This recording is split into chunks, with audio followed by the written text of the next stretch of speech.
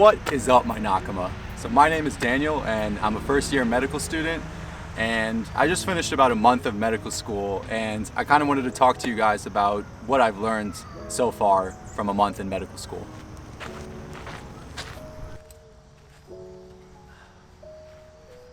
So I'm not gonna lie, medical school has been a little tough so far. An analogy that a lot of students use is you're like drinking out of a fire hose. That's how much knowledge you have to consume every single week. And I have to say, there are a lot of lectures and there's a lot of material to learn every single day. And if you don't keep up to date with your assignments and your lectures, then you're gonna seriously fall behind. And I think around the second week, I was a little bit behind, and I noticed how much work I had to do over the weekend to catch up.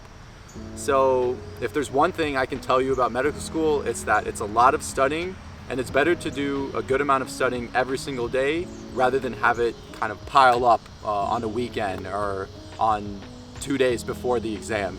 You definitely don't want that to happen. So it's actually getting kind of dark out, so I'm gonna head back home and continue this conversation back in my office.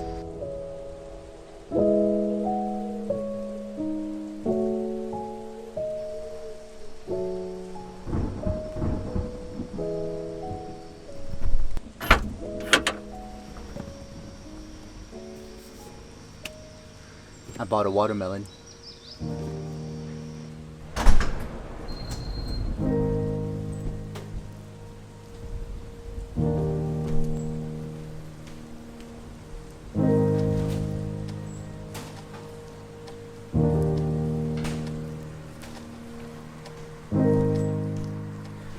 So because of the increased amount of information in medical school, I had to kind of change my study habits compared to what I was doing in undergrad. So that kind of took a little bit of time and adjustment. And luckily I've been doing well and I passed my first exam, but my study habits have definitely changed. There's a lot of information to focus on, and there's a principle that's pretty important. It's called the Pareto principle. It basically states that 20% of the effects lead to 80% of the results. And basically what this means is that you should pretty much focus on the high yield information, or the information that's going to be critically important on the exam as well as on step one. And if you focus on that information, then you're most likely going to pass your exams. So I definitely try and consolidate most of the lectures I learn. And actually one of the tools that I started using is called Anki. And basically what Anki is it's like online flashcards, or it's like a desktop app. And basically you make flashcards, and there's an algorithm that spaces out what you learn. And by doing that, you kind of retain more information for longer periods of time. So that's an example of something new that I've been doing that's really helped with memorizing all of this information that we learn in every single lecture.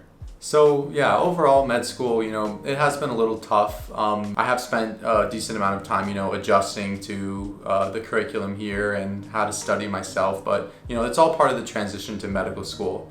But what we're learning is super interesting and fun. Anatomy lab is just crazy, and seeing the human body is just unreal, and how complex and amazing we are as species. You really get a sense of how complex and how many things can go wrong. For example, how lucky we are to just even be alive.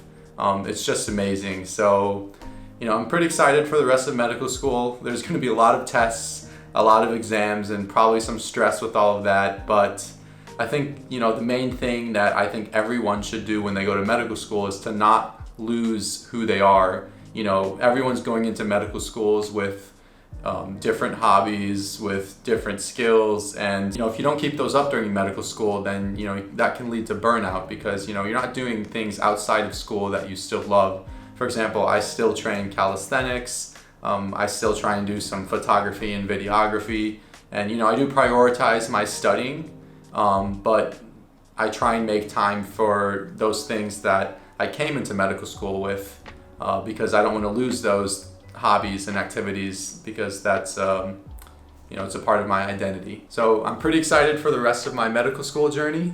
It's going to be a long ride, and I'll take you along. Date bayo.